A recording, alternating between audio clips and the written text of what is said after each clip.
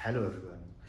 जैसे कि हम पढ़ रहे थे कंपैरेटिव पॉलिटिक्स, पिछली वीडियो में हमने पढ़ा था स्ट्रक्चरल फंक्शनल अप्रोच। इस वीडियो में हम पढ़ेंगे पॉलिटिकल मॉडर्नाइजेशन अप्रोच। उससे पहले कि पॉलिटिकल मॉडर्नाइजेशन अप्रोच या पॉलिटिकल डेवलपमेंट अप्रोच हम पढ़ें, पहले हम पॉलिटिकल डेवलपमेंट अप्रोच पढ़ेंगे, उसके बाद पॉलिटिकल मॉडर्नाइजेशन अप्रोच पढ़ेंगे और उनको दोनों कंपेयर करेंगे। पर उसके बेस उसके पहले हम बेस बनाएं तो हम स्ट्रक्चरल फंक्शनल अप्रोच पढ़ रहे थे। तो देखा ही था हमने कि ये गैब्रियल एलिमेंट ने दी है और पोवेल ने दी है। कौन सी बुक में दी थी? Comparative politics. ये जो स्ट्रक्चरल फंक्शनल अप्रोच थी ये एवोल्यूशन थी किसका? स्ट्रक्चरल जो है सिस्टम एनालिसिस जो डेविड ईस्टर ने दिया था। ये माइक्रोव्यू लेते थे, डायनामिक फंक्शन था, ये डायनामिक व्यू लेते थे क्योंकि फंक्शंस पे बेस्ड थे। ये क्यों आया था? ये उन पोस्ट कॉलोनियल स्टेट्स को पढ़ने के लिए जो डीकोलोनाइजेशन के बाद आई हैं, मीन्स जिनका एग्जिस्टेंस, जिनका बर्थ डीकोलोनाइजेशन के बाद हुआ है।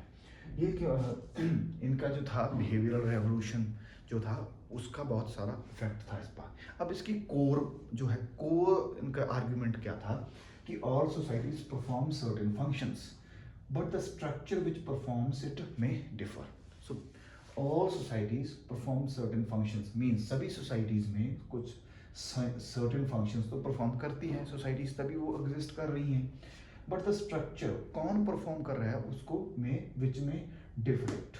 और हर सोसाइटी की क्या होती है ओरिएंटेशन, या हर सोसाइटी का क्या एम होता है? स्टेबिलिटी का। और उसके बाद हमने पढ़ा कि हर चेंज है जो ग्रेजुअल होता है, change is gradual in every society. So धीरे धीरे वो हुआ जो सिस्टम है, जो स्ट्रक्चर है वो स्पेशलाइजेशन की ओर जाता है, वो और कम्प्लेक्स होता है और फंक्शनल डिफरेंशिएशन आती है आगे जाके। तो हमने देखा था कि जो स्ट्रक्चरल फंक्शनल अप्रोच थी वो ट्रेडिशनल और सिस्टम अप्रोच का फर्स्ट, सेकंड आई, थर्ड आई, उसका जो सिंथेसिस थी या हाइब्रिड वर्जन कह रहे हैं इनका थी। ये उसकी डायग्राम थी, political socialisation, interest articulation, interest aggregation और मास कम्युनिकेशन या पॉलिटिकल कम्युनिकेशन। और उसके बाद हमने ये स्टडी किया था रूल मेकिंग, रूल किसका है? Rule implementation, rule adjudication. और उसके बाद हमने क्रिटिसिज्म किए थे मार्क्सिस्ट के और ट्रेडिशनलिस्ट के, और उसके बाद कंक्लूजन किया था। अब ये हुआ क्या? अब जो मार्क्सिस्ट थे उन्होंने क्रिटिसिज्म किया किसका? इस अप्रोच का, कि ये तो वेस्ट अपनी हेजेमनी दिखाना चाहता है। और ये कोल्ड वॉर का टाइम था, तब कोई भी जो थ्योरी थी, जैसे एक ने कहा था ना कि every theory has a purpose, her theory का कोई ना कोई पर्पस होता है, वो कोई रीजन के लिए आती है, तो इसका भी कोई पर्पस होगा। अब जो आगे आई वो आई political development approach. Political development approach.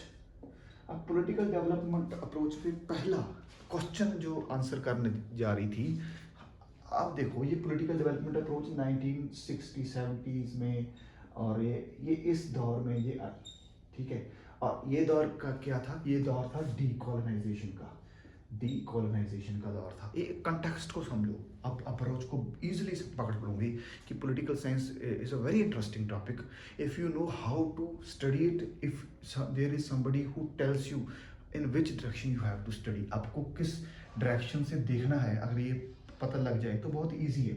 अब पॉलिटिकल डेवलपमेंट अप्रोच आई क्यों, किस समय में आई? यही सारा पॉलिटिकल डेवलपमेंट अप्रोच का आंसर है 60-70s में।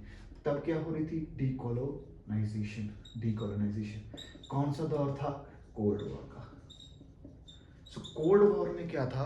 कोल्ड वॉर में था कि स्फीयर ऑफ इन्फ्लुएंस का मीनिंग बहुत बड़ा था। Sphere of influence, sphere of influence क्या था कि अगर यूएसएसआर के साथ ज़्यादा आदमी हैं तो यूएसएसआर तगड़ा है, लड़ते नहीं थे वो। अगर यूएस के साथ ज़्यादा आदमी है या यूएस के ज़्यादा जैसे यूनिफॉर्म ज़्यादा लोगों ने पहनी हुई है तो यूएस स्ट्रांग है। और there was a like internal, like जिसे हम कहते हैं कोल्ड वॉर ही था ये टाइम। सो ऐसे था स्फीयर ऑफ इन्फ्लुएंस। अब स्फीयर ऑफ इन्फ्लुएंस में एक क्वेश्चन आया, how countries should develop, how countries जो नए थे, जो post colonial societies should develop. So जो नए कंट्रीज पैदा हुए हैं वो डेवलप कैसे हुए, ये मेन क्वेश्चन था इनका, जो था पॉलिटिकल डेवलपमेंट अप्रोच वालों ने आंसर दिया। अब किन्होंने आंसर दिया, जो कुछ जो स्कॉलर्स थे वो इस अप्रोच में आते हैं, जैसे लूशियन पाई, जैसे F.W. रिग्स, जैसे गुन्नर मेडल।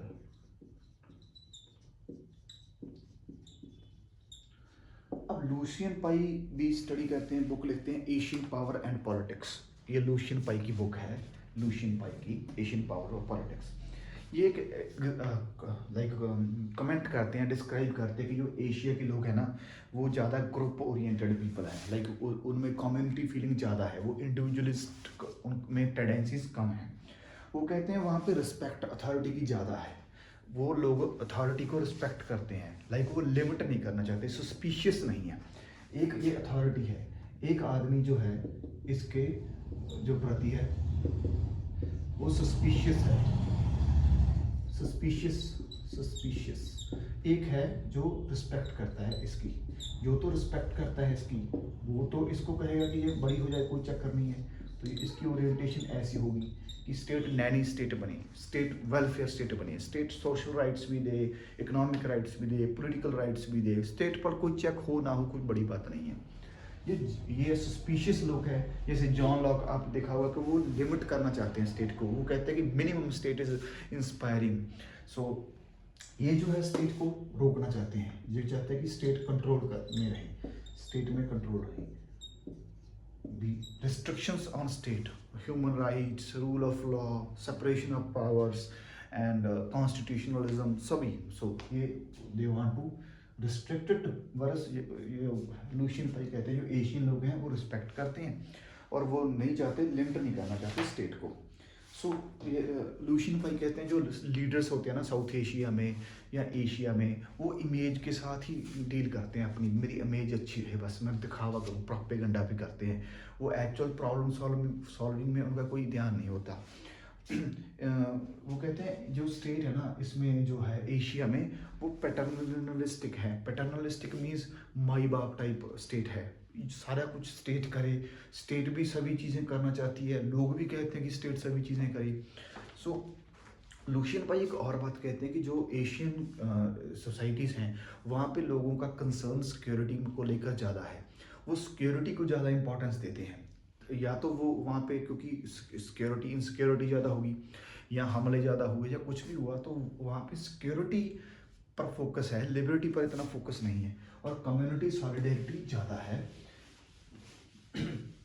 एशिया के लोगों में। सो ये तो ये कहते हैं एशियन पॉलिटिक्स बुक में, Asian politics, Asian power and politics. F.W. Rigs हैं जो, वो देते हैं प्रिज्मेटिक सोसाइटी।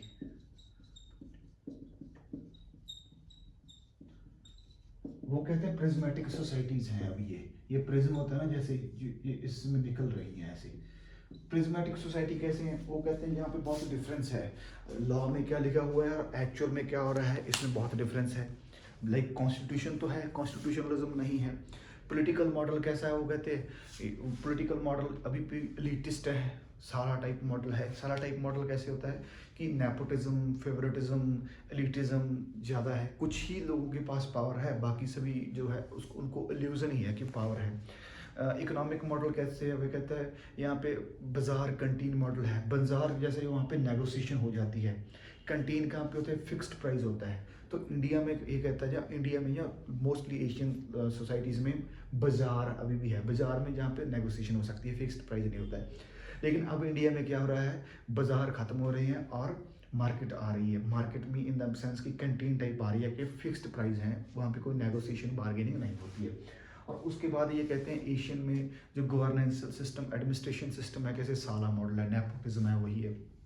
वहाँ पे थ्योरी और प्रैक्टिस में बहुत है, और कम्युनिटी फीलिंग है। अभी लोग अपने आप को नेशनलिस्टिक कम दिस कास्ट के बेसिस पे, रिलीजन के बेसिस पे, रीजन के बेसिस पे ज़्यादा देखते हैं, और नेशनल आइडेंटिटी अभी इतनी स्ट्रांग नहीं है। सो ये सब सारी चीज़ें कहते हैं कि पॉलिटिकल डेवलपमेंट अभी इतनी नहीं हुई है, ये कहते हैं बेसिकली। ये अभी ये सोसाइटी से प्रिज्मेटिक सोसाइटी है, ये तो प्रिमिटिव हो गई, ये मॉडर्न हो गई, ये बीच में है, अभी ये ट्रांजिशनल फेज में है FW डिग्रीज कहते हैं। अब गुन्नर मेटल क्या कहते हैं? गुन्नर मेटल देते हैं, बुक लिखते हैं सॉफ्ट